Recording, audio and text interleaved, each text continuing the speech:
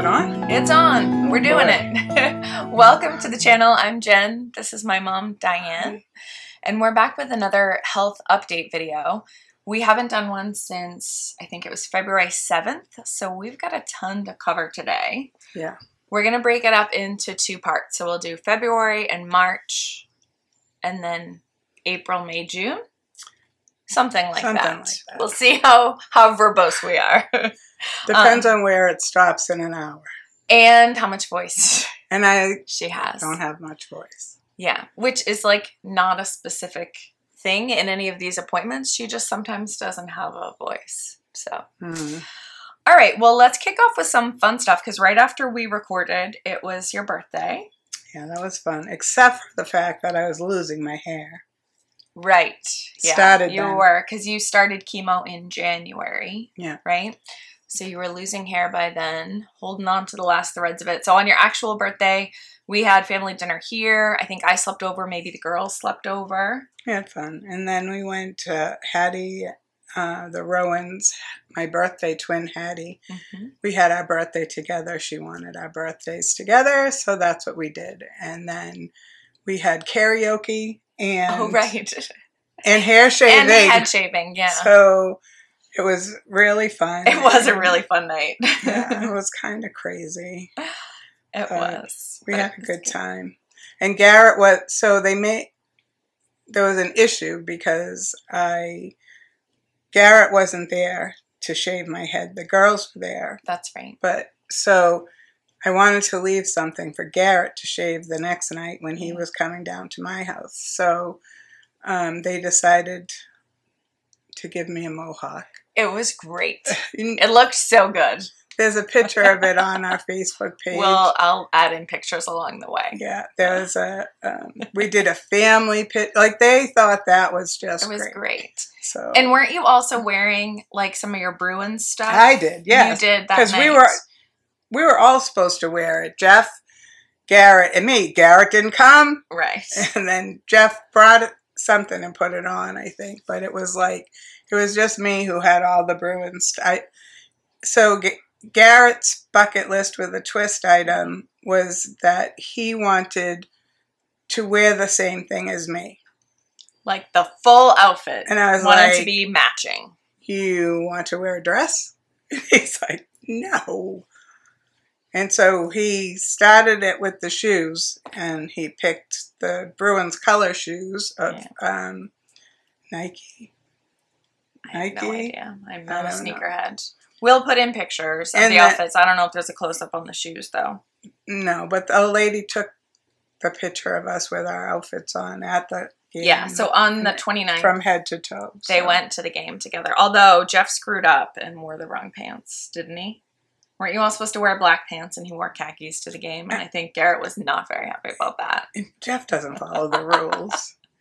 So anyway, we started with the shoes, and then I said, well, should you get a shirt? And so he looked at the Bruin shirts, and he picked out one. I don't know, so we all got the same one. And then, so Jeff comes over. We were at dinner, and he's like, what are you doing? And I go, we're picking out stuff. Garrett wants to dress like me. He goes, where are you going? I go, who said we were going anywhere? Yeah, we're just going to have the outfits. And so then the next day I started looking for like Bruins tickets, which were really expensive. Providence Bruins tickets, maybe. And then... Did you end up just buying the tickets, or did you get them through somewhere special? Okay. No, I just bought them online. And so then we ended up... I had Jeff look to see, because I wasn't sure about the seats in the garden. Well, it's not the garden anymore. It is. It's the garden again. It's a garden TV again. garden now. Whatever. Yeah. So I said to him, you look and see, and then he picked out some seats, and we had, anyways, it was great. And so then... You also got hats, Jeff picked that. Jeff picked the hat? Yeah. Okay. So Jeff picked out the hat. So we all had the same hat, same shirt, same shoes to go to the game. And the pants, I guess, were an issue. So it was supposed to just be black pants of your choosing, I think. But yeah. So it was really cute. And it was really nice that he wanted to do that. And we had such a good time when we went. Yeah. They opened a new, like, I don't know what you call it. Like, food kitchen, food area. Okay. So, like a pavilion kind of thing? Yeah, so along all the sides was a bar. You know, you could go up to the bar and get drinks and bring them to your tables. You could go to all the different food places. Cool. That's inside the garden? Underneath. So, like, you know where the escalator is to go upstairs? The North Station part of it. Okay. So there's an escalator that goes upstairs, but you go straight in. Yes. So, and you go straight in to the left, and there's a whole big area there. Yeah. So, and I think you can get in from, you know, North Station Street, like the street where the garden. I think you can get in further down as well. Yeah, there's 2 different ways in. Yeah. And you can go right in there. But it had that's where we had the Sullivan's chicken fingers and French fries. And that was really good. And there's one in Hanover. Yeah. So we went to that one too. But yeah, so we ate there and went to the game, and the game was awesome, and they won. And I had chemo the week before that. Right, yep. So you got some chemo in there right around Valentine's Day, went to the game, and then we finished up at the end of February the February Fearless Living Fund fiber fundraiser that we did over on my Instagram. We had all different makers. She said we did. I had nothing to do with this. And well, it wasn't just it was me, a birthday surprise. Yeah. So I don't think we really told you about it. She might have hinted to it on the last one that we did. Probably. But she put together this whole big thing with all her knitting. Who knew? I know. Who knew that there was a knitting community? Well, you've known for a while now, but before this, they all came out to play, and they made special yarn for us, and they all for Fearless Living Fund, and they raised, I don't even know, over $6,600. Holy Toledo! Yeah, that is amazing. But there were all different ways they could do it. You know, they could buy products, or they could just donate, or they could do, I don't know, all the things. Yeah, some people did like raffle kind of things where if you donated, you'd be entered to win a prize and stuff like that. So you could do as little or as much as you want. You could buy knitting or crochet patterns or yarn or project bags or stitch markers or all different things that people came up with. So people really got into it and had a lot of fun with it. So it was a really fun month. It was really nice. Too, in honor of my birthday. Yeah. So that brings us into March. And speaking of fun, you went away to St. Martin from the 2nd to the 9th with 5 of your cousins and their spouses and Dad and you. Yeah, that was great. That was such a beautiful trip. And it all came together pretty quickly because we weren't really sure what was going to be going on. Didn't know if I could go, basically. Yeah. So. And would you have like treatments that you wouldn't be able to miss and things like that? So, yeah, and it worked out, and I got the doctor's blessing, you know, and off we got on the plane, paid $9 million for a plane ticket.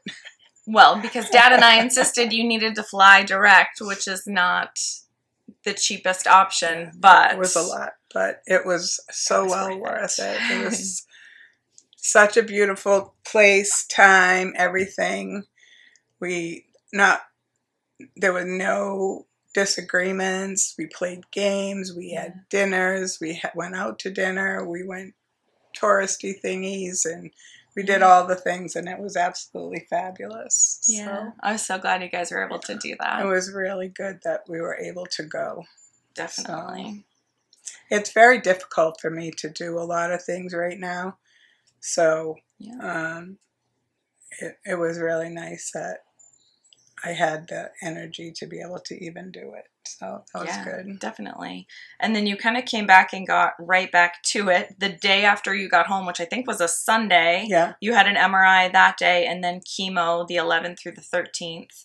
And then we met with your doctor on March 14th to figure out sort of what was going on and were we going to continue with chemo or what was going to be next. Yeah. So the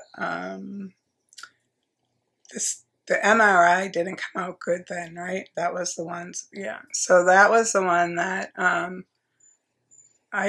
everything grew in my brain. So I have 10 measurable tumors in my brain, and 2 in my lymph nodes grew then, and 2 in my lungs. No, all of the lymph nodes grew, and 2 in my lungs. And so she wanted to do chemo, then have Henning do whole brain radiation, and then do chemo again. And he said, no, absolutely not. You're not going to have the energy or the stamina to do any of that. And he's like, I would rather you do the April 1st one, and if it's we'll check the scans and see how they are, and if they're still growing, then we go on with whole brain radiation after that. Right. But no more chemo after that.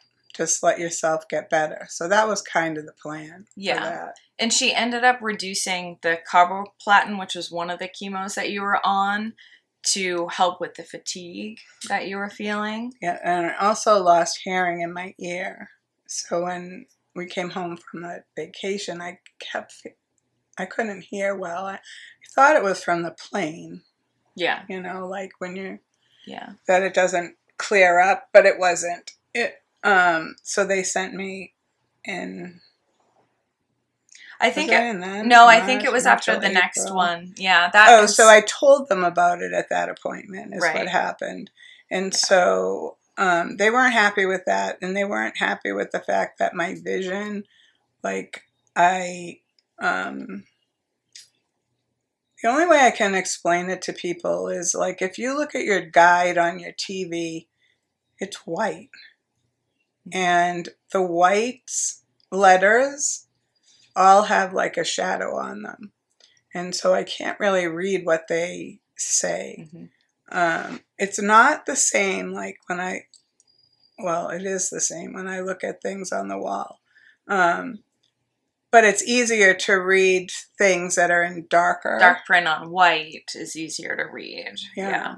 So and that's a part of your vision. And just like the hearing, they wanted to see what I wasn't hearing. So they decided to, and again, they weren't sure if it was from the brain tumors that just grew.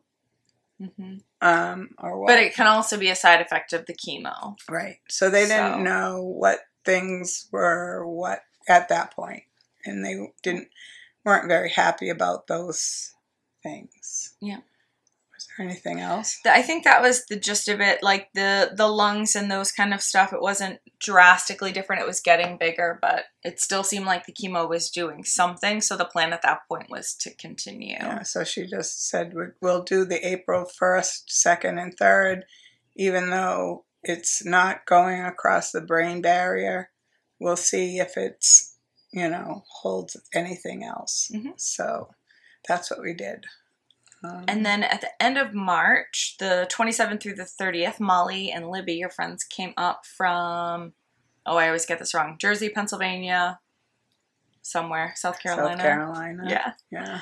And you guys had a lot of fun, but you also did some basement clean out stuff, and they took some things home to auction off in April for the I think we filled their car. I think you did too. I didn't get to see it. She couldn't take any more, is what I was told. All right. So they may come back. I don't know. But they filled their car up. And there's still stuff available on their Fearless Living page of Conchi. We'll have to put the right address in. Yeah, we can put the link in. But there are still things that they have available for sale for Fearless Living. So anytime things sell, they just donate the money to us.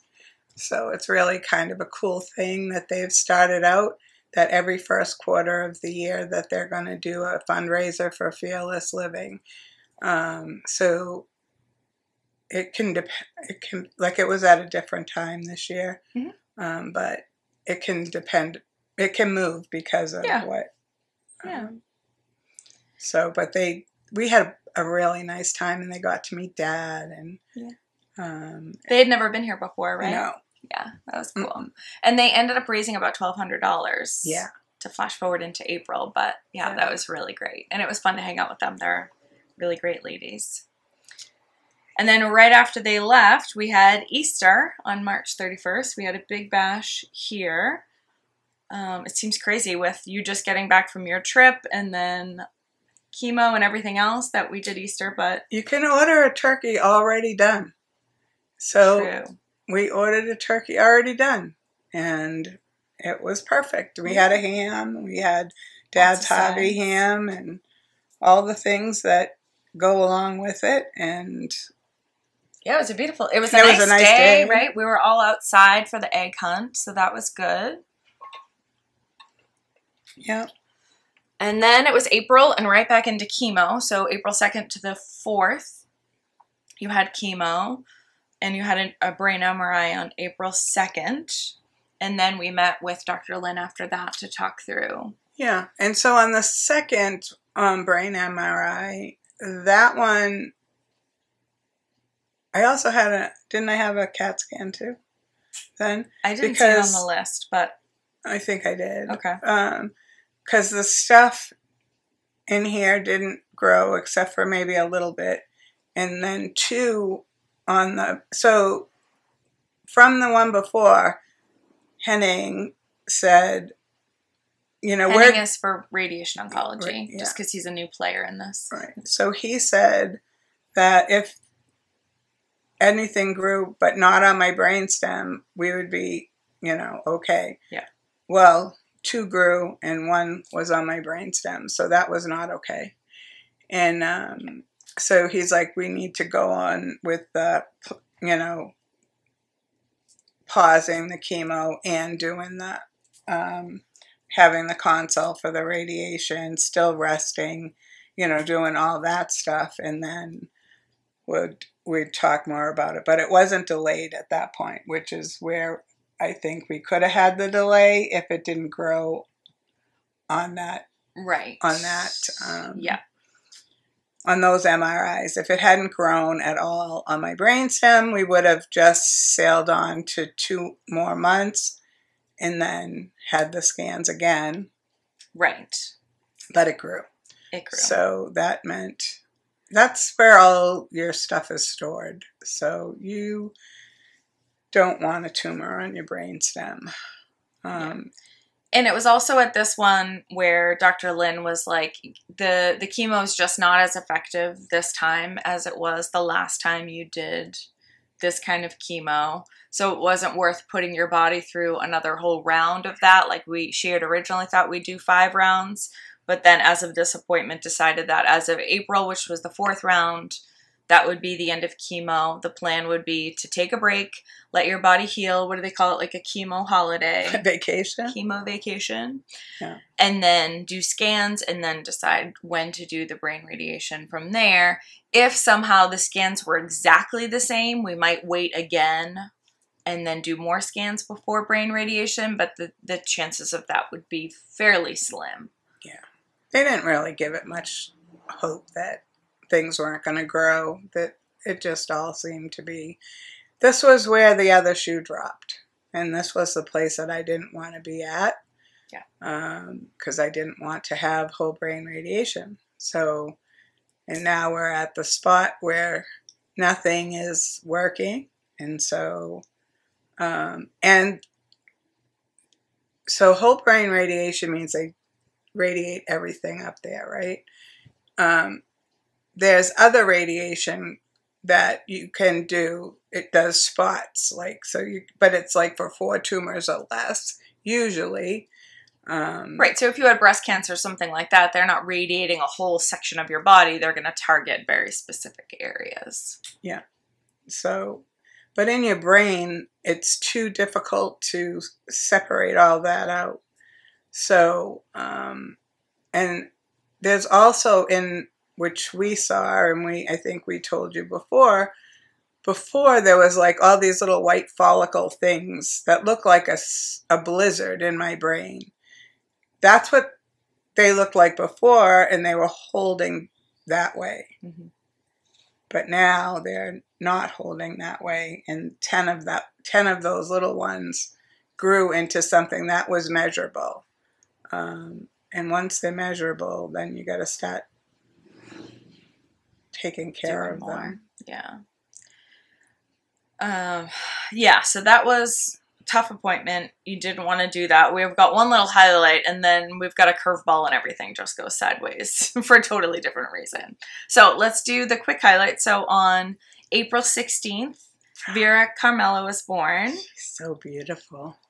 Your goddaughter, Jenny's little baby, her first baby. Jenny and Manny. Yeah. So the next day, we had tickets to the Red Sox game, and so Rick had an appointment, and so he dropped me off at the hospital while he went to his appointment, and I got to hold Vera, and she was so beautiful, and Megan LeMay was there with me, and anyone who held, like Megan was holding her, she was beaming, and she has more hair than me. We'll put in pictures. I was very lucky. I was at work on Wednesday, the day she was born. She was born at like 10 or 11 in the morning. And we found out, and I texted Jenny, and I said, hey, if you happen to be up for visitors, or if you need me to bring you anything, let me know. And she's like, sure, come. And I got to meet her like 3 hours after she was born. And she was big. She was like 10 pounds 10 or pounds, something. 1 ounce. Like, holding her for a few huge. minutes, I was like, whew, I wasn't ready for this. Usually you get to build up, but she's beautiful. So we were real lucky to get to meet her so fresh and new. She got all new outfits from me, and me and Millie and I had gone to pick out all these. Once we knew she was here. Girl. Yeah. Oh, we know. So, wait, no, we didn't know if it was a girl or a boy. I did. Well, I was the only one who thought knew. You did. We had zero confirmation. Excuse me. Okay, she knew. I talked to her every time, and she knew. And she listened to me. She came out, and she was a girl. And I think Leah's now claiming that she said that it was a girl, but I never heard Convenient. Yeah, now that she's here. The other big thing people are going to want to know is, did it rain at the Red Sox game that night? No. All right. No. So your sunshine trend continues. Well, you needed the sunshine. It rained on the next one that we didn't get to go to, but it cleared up. Oh, we didn't get to go. You're right. No, you didn't get to go. So do you want to start the story? The next morning, Thursday, April 18th, you guys were headed to Mount Sinai for an audiology appointment. Didn't get there. No, we got in a head-on collision less than 2 miles from our home, like where they tell you all the accidents happen. And a young 26-year-old driver drove on the wrong side of the road and hit us head-on. And hit us, like, basically he came, I could see him coming on my side of the rearview mirror, and then he hit, like, the driver's side quarter panel, and then flipped back that way to the left and blocked the street and crushed, like, Dad's whole door in, not the door part, but the hinge, where the hinge is in the front part of the thing. So he couldn't get out, and I couldn't move at all. The only thing that I could move was this. That was it. Like, I literally couldn't move anything. And it was so scary. All your airbags went off. You were holding a hot cup of coffee at the time, so the whole inside of the car was covered in coffee. All of the airbags were covered in coffee. So there was 2 bits of good luck that we had. So before we got to that spot where he hit us, there's a flashing sign that it says school zone, and it tells you your speed and the speed you're supposed to go. And Rick put his feet on the brakes right there and slowed us down. And I didn't even have to yell at him. And I was so happy that I didn't have to say, hey, slow down. And he did it automatically. And then I was like, well, we're in Hanover. The stretch of the road is really nice. I should take my coffee. Point number 2. That morning I got up really early because Dad said, do you want coffee before we go? If you do, we'll set the alarm for earlier. And I said, yeah, that would be good. And so before I got dressed, I started to drink my cup of coffee, but then I had drank half of it and then I went to get dressed. So when Dad started to fill my cup with all the hot water, and it's a thermos kind of cup that holds the heat forever, well, I drank my coffee black. And usually I don't even get to drink it until we're like 2 feet away from the hospital. So I said to him, hey, before you put that in, do you think you could put this coffee in and then put that coffee in and it won't be as hot and I might be able to drink it sooner? Mm-hmm. So he did. He's like, yeah, why not? So he did that. Now we're back on the road where I go, oh, the road is so smooth. I'm going to tempt fate and I'm going to drink my hopefully not scalding hot coffee. I don't remember if it worked because I don't think I got any of it in my mouth. I did, however, get some in my eyes. You did. And you got it literally all over the car. There were 2 cups in sort of the cup holder between the 2 back seat. The backmost of those cups, when I cleaned out the car, had like a measurable amount of coffee in it. It went everywhere. It went. So the EMT leaned in and he... Well, tell him about before the EMTs got there. There was a very nice lady who came from, we think, the house right where you hit. Yeah. And she reached in and she was holding my hand and rubbing it. And she goes, okay, just take a deep breath. Because I think I was saying, I can't believe, why did he drive on the wrong side of the road? What happened? Like, I was like crying. Yeah. And just trying to calm you and she's like, no, honey, take a deep breath. And I took a deep breath and I almost died because it was like just killed me. Painful. And she goes, oh, I'm so sorry. No. Don't take a deep breath. Take a little breath. Shallow breath. I'm sorry. Just take a little. And I think the poor lady, I mean, I felt so bad for her then because she thought she killed me. Yeah. She did really, but it wasn't her fault. She didn't know.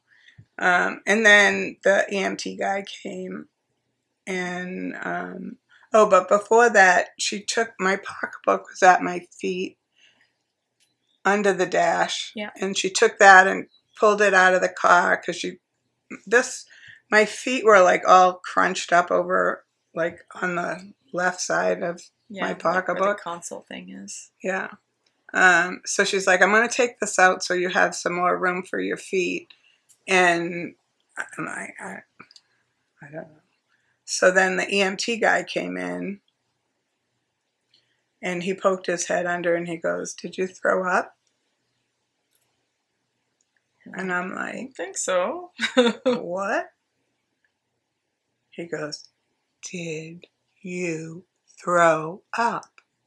I'm not sure why he's speaking to me really slow. I heard you. Also, don't think I threw up. And I'm like, oh, and then I saw like because the airbags are white.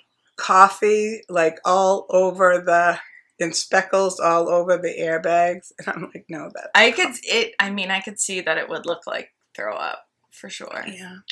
So then I hear him say, get the Halligan and 3 ambulances. And the Halligan was what the fire department had for a pry bar to open. It wasn't the one with the saw. Like it was just a bar. And they broke the hinge and got Dad out. Yeah. But in the meantime, they're asking us, so I still couldn't move. So they're asking us questions. And so Dad there's a guy on each side. Yeah, an EMT for each of you. And Dad starts answering the questions for me. Yeah. And his ambulance guy says, sir, you need to answer your own questions. He's like, but and he goes, this is part of the test. Like, we're trying to see how you both are. And so let her answer her own questions. And Dad he had a hard time with that. Yeah. And the first thing, he knew you were in a lot of pain. He was just trying to make things easier, but they want to see how much you can know. And the first thing, which I felt bad about, he says is, I'm so sorry. I'm like, wasn't his fault. It wasn't his fault. The guy was on the wrong side of the road. And when the kids went back to look at the area, like, there was no time to react. He was you guys had come around a corner, which I don't think you said specifically. It was a windy road. So you guys came around to the left. When the driver was coming at you, he should have veered more towards the right, and he just kept coming straight. So that's how he came directly into your lane. But by the time you guys came around the corner, like, he was there. But in my brain, it was slow motion. Yeah. And so my cousin Tommy and his wife Linda lived on the next street up. And in my brain, I felt like he was driving at us from there. Yeah. Which was impossible. Right. But it was just because where he did turn into our lane, it just slowed down in my head the minute that happened. Yeah, which is what happens. And Dad thought he was going to have time to get off the road. He was trying to avoid a mailbox and a tree to kind of go between the houses, when in reality, like, they barely got to the sidewalk. Like, there was not time to do that. He was just like, here and done. No, and in his brain, he thought out two scenarios, which couldn't have really happened either. But maybe it did. Yeah. He thought he would go to the opposite side of the road where the guy was supposed to be on. But then he's like, what if he wakes up and veers back into the right side of the road? Then I'm on the wrong side of the road.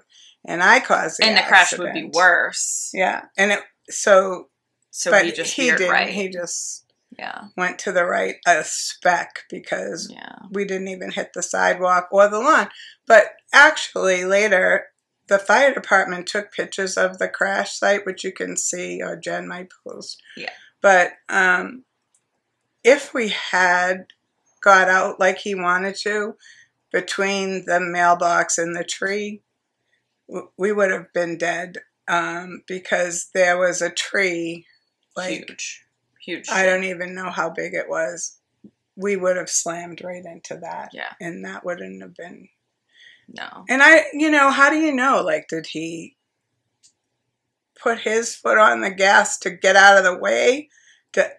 You know what I mean? Like, how do you know what happened really during it? And because like they kept saying to us, did you pass out? Well, how do we know? Right. Honestly, how do we know? Because we could have both, you know how you see people on the like the ride, roller coaster, and then all of a sudden their breath goes away and they're out, and then a few minutes later they're back up and they're back to what's happening. How do we know that didn't happen to us? I don't know. No, I've never been in an accident before. I mean, it was terrible, but they got him out. Well, and I think before you got out of the car, someone was able to get their phone, because you guys called me and said, they're taking us both by ambulance. We've been in a terrible accident. We're going to the hospital. My phone kept calling the car. Yeah. We think it was your watch. Oh. I think your watch was trying to call. Oh, because you didn't know where your phone was. Your phone was in your bag. Yeah. So it must have been Dad had his phone. So you guys called me before you got into the ambulances, and then not they took me. you to I didn't know anything about that. You talked to me on the phone. I talked to you. Yeah. Because I was like, "Will I call Jeff?" Like, I didn't know how bad it was. I didn't know anything about that. And you're like, "Yes, call your brother." I'm like, "Okay, well, you're both there and you're talking over each other, so that's a good sign." But I had no idea what was going on at that point. Just come to the hospital, and I figured they would take you to South Shore. Sitting in the car. That's what I mean. Because you were both close by, and after that, I don't think you were. So they took him out of the car first, and then they took me out. Then they came. Well, I had one guy. Then I had two, and then they brought a stretcher thing over, and they had it sitting up like a seat. next to my seat. They're very smart people, I think, trying to figure out all of this on the fly without hurting people. But they knew they were going to hurt me because I couldn't move. But they had to get me out of the car because what if the car caught on fire? Like, they needed to get. You got to get out. You can't stay in there forever. You know, you're still on the road, basically. So, they came in and they said, we're gonna do this. So, which meant to me, like, brace yourself. It's gonna hurt. We're getting you out. So they took my legs, and this is what I think happened. Again, it might, if you interviewed the fire department, maybe it's different, but they pulled my legs out and I screamed. And then they pulled I don't know whether they put something underneath me or what to get me out, but all of a sudden I was out and I was on the stretcher, and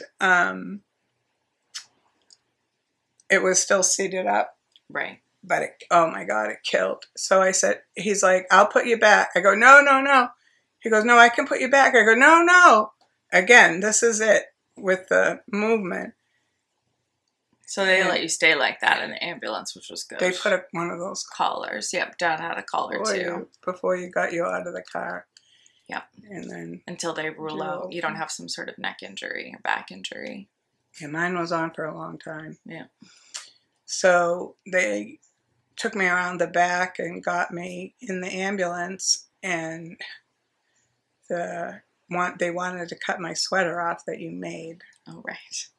I would not have any of that. I go, you are not cutting that sweater off. My daughter made that sweater.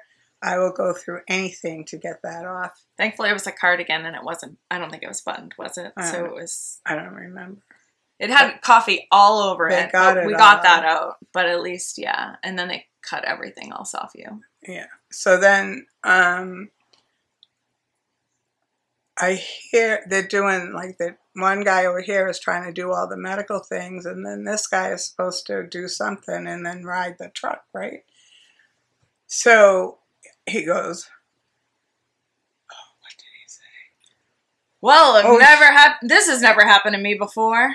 That thing? Yeah, but before that, he said, yeah. And he said something like, I don't know. Like, oh, damn, or something. Yeah, like, dang it, or something. Like, whatever it was, I don't remember now. And then he's like, well, this has never happened to me before. And I'm like, right. Oh, what is happening now? But what was happening, then he got on the phone or the microphone or whatever and said, I need people to clear out of my path. I can't get out. You were completely blocked in. Our cars blocked him in this way. But then everybody that had come up behind us, there was this huge, like, truck that carries pipes. Like a flatbed. Huge. Yeah. That he wasn't backing anywhere up. No. And then there were cars behind him, and then the 2 fire trucks were all and there's behind. 2 other ambulances there, too. So Dad's was in front of us, because they came the other way. Yeah. So they got out. Yeah. We didn't get out. And I don't know what happened with the boy. They couldn't find him at the beginning. He wasn't in his car. And then they found him like 2 houses up sitting by the mailbox. The driver of the other car. I don't know what that was about. Yeah. But, that was a little bit crazy. So halfway to the hospital, I said to the guy, there's something wrong with my foot. You have to take my shoe off.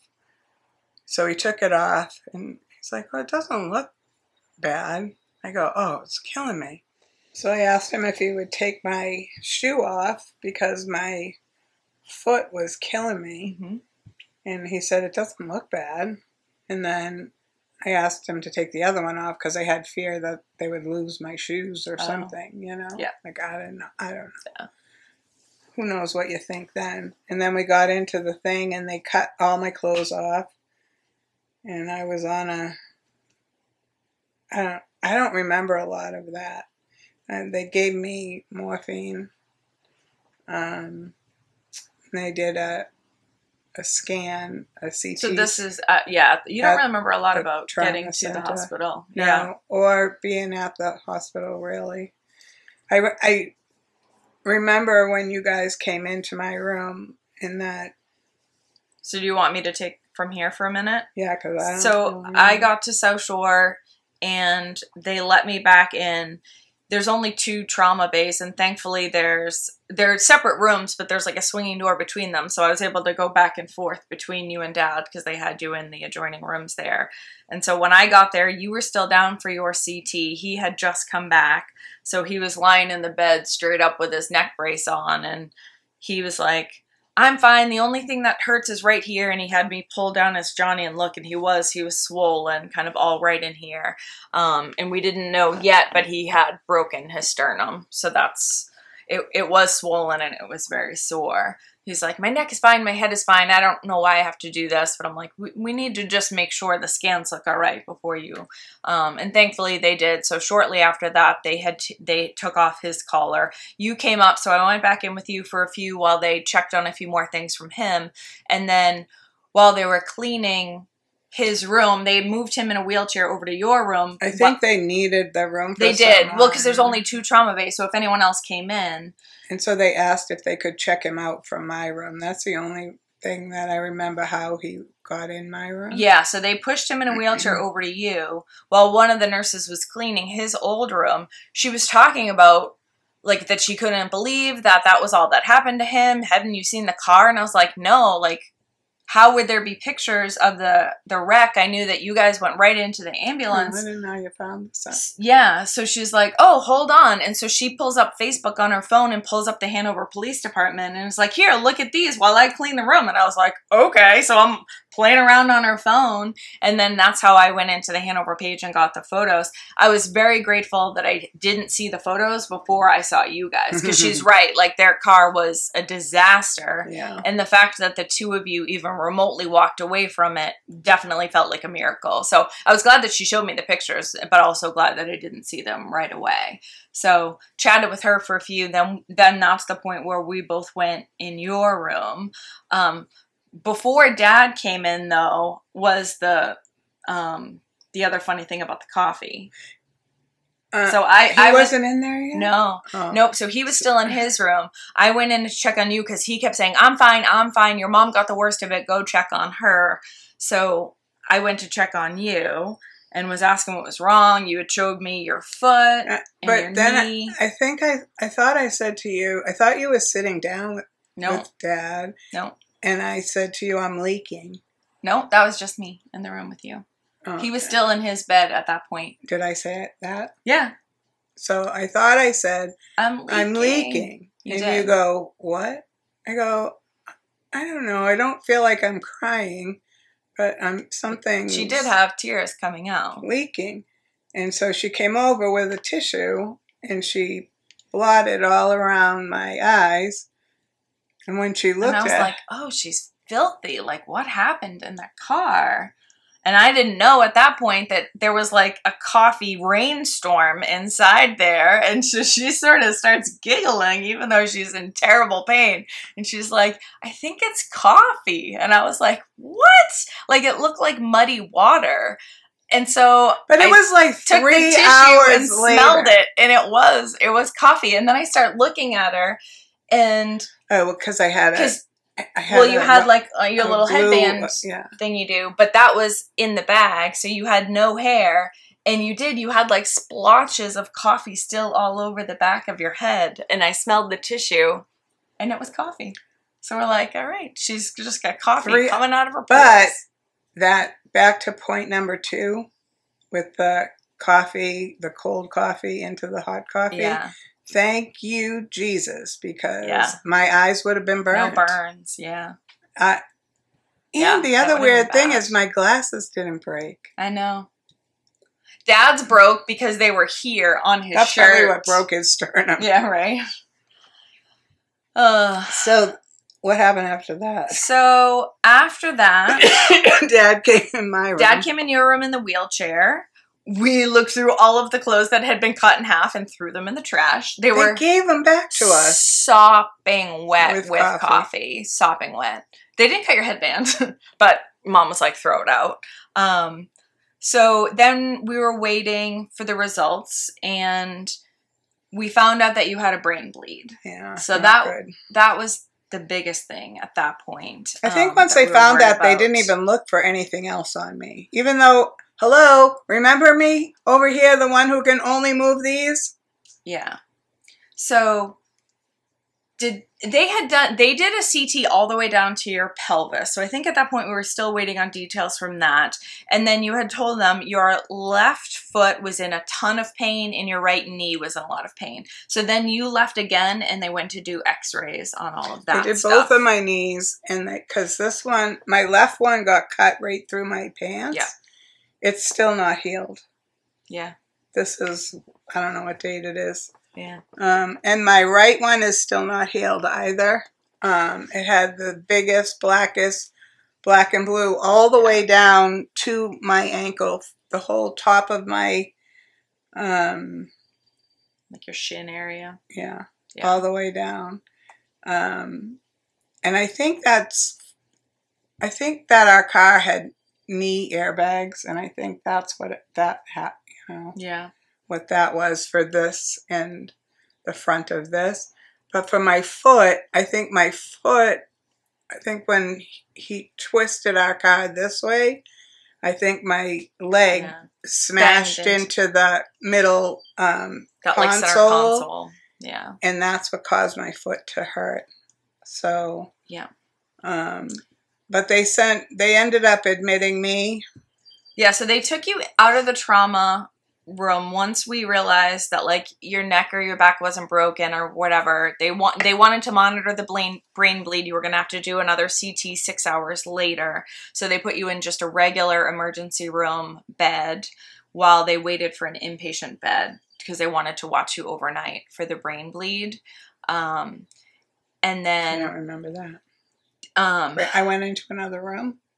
Yeah, that's where Dan was. When Dan came in the afternoon. He wasn't in the trauma room? No, because there was another accident. So once they had cleared out Dad's bay, but they needed you out of yours. Because he said he came in through that way, through the ambulance bay. Dan did. Yes, but you weren't in the ambulance bay. Like, you were in the trauma room. Those were separate rooms. The ambulances come, it's just an ambulance entrance over there. So your two rooms were here, and then they put you in a regular room around the corner. So we brought you in there. No idea. Dad was in his wheelchair. We scooted him in there. And then Dan came to check on us. And then he ended up taking Dad home with him. Yeah. Well, Dad to his house.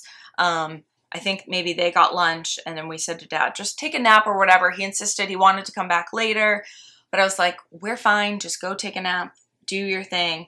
He was like, I feel like $1 million. It's really not that big of a deal. I'm like, okay, you still have adrenaline running and some pain meds that they already gave you. When he woke up, it was a big deal. Yeah. It was a huge deal. He felt like he got hit by a truck. So Jeff was supposed to come back here later at night, and Dad ended up staying home, which was good. We didn't need him for anything. So they did end up admitting you. Jeff and Millie came over. Oh, and we both had concussions. Right. So Dad ended up with a broken sternum, a sprained upper back, and probably a mild concussion. And he also had one random cut on his leg. Yeah. But nothing else. And then you had the brain bleed. We didn't find out until 2 weeks later that your left foot was broken in 3 spots and you tore a tendon. Thankfully, you didn't break anything in your knees or anything like that. So that was good. We also found out later that you broke your sternum and one of your ribs. Yeah. Which, mind you, Social Hospital took 2 CAT scans and didn't see anything or didn't tell me about anything or no one read it. And then when I had my regular CAT scans for my cancer, I said, why am I still in so much? I had the seatbelt, black and blue, like from everywhere the seatbelt hit. But, like, I could not. It wasn't just like a bruise. When I laid down the first night, the first night I got home was Saturday. It happened on No, it happened on Thursday. You came home on Friday. Okay. We got you into the bed down here Friday night, and you didn't move. They got me in the bed, and I was crooked. Yeah. And laying me down onto the bed, it was like excruciating. And so Jen's like, Mom, we got to move you. I go, nope, I'm good. I live here now. I'm good, That's it. Like that. I woke up in the morning just like that, never moved.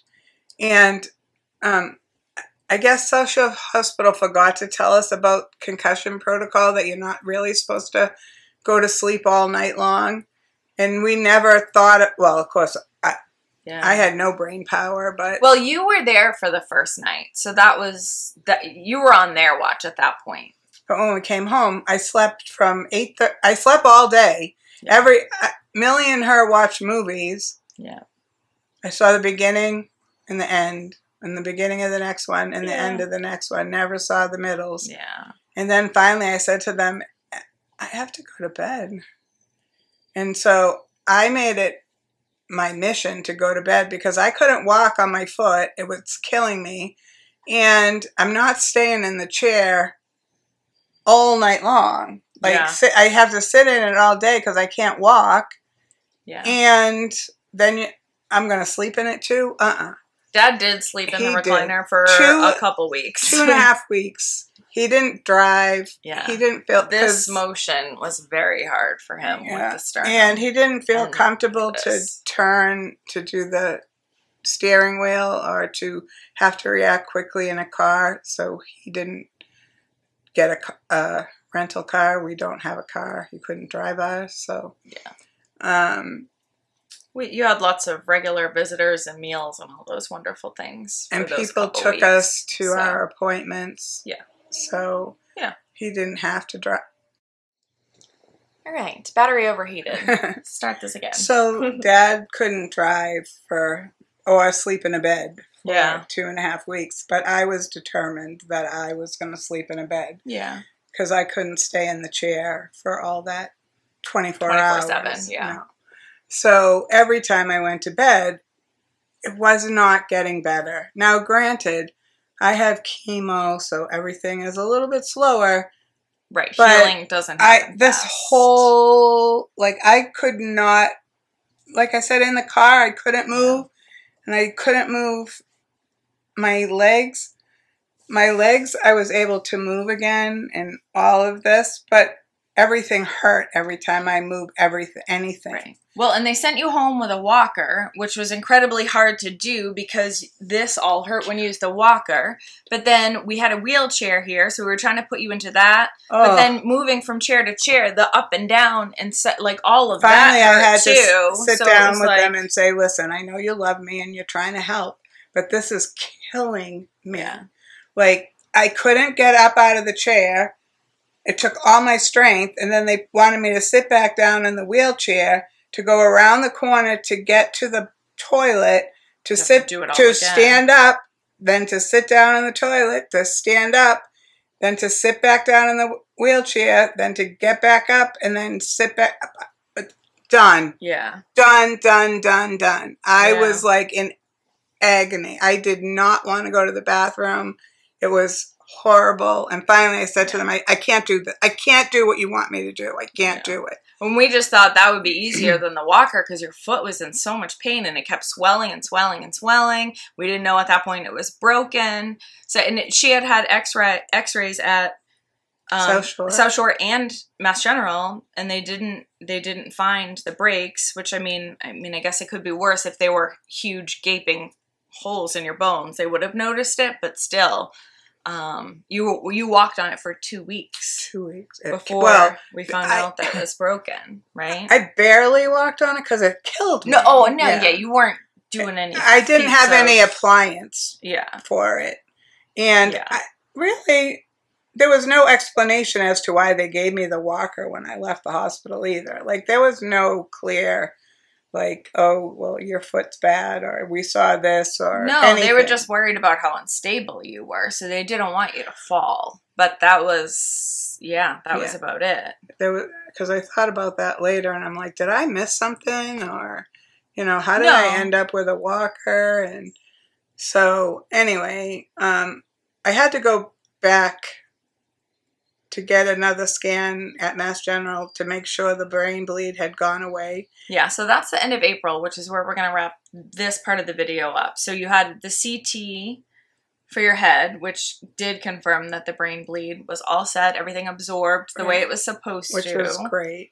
And she was the neurologist or whatever at South Shore. He was very nice. And he was like, I'm not going to make you come back to me. Right. You have enough people looking at your head.